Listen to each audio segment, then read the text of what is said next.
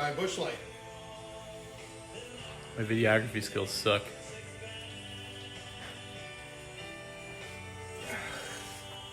All right, do another one. Do another one.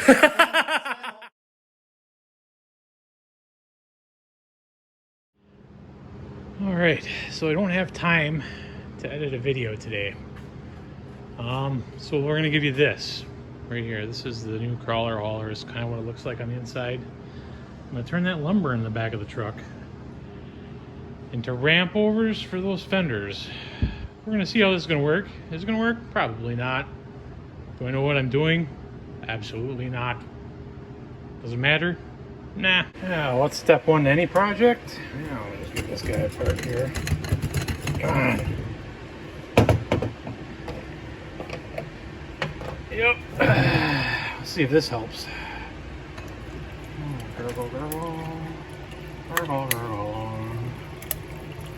And that should help my tape measure skills. There we go. I love the Canadians. Got one done.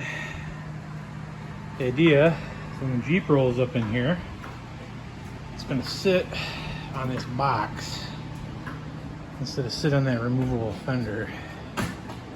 Don't know if I got to ramp it up yet.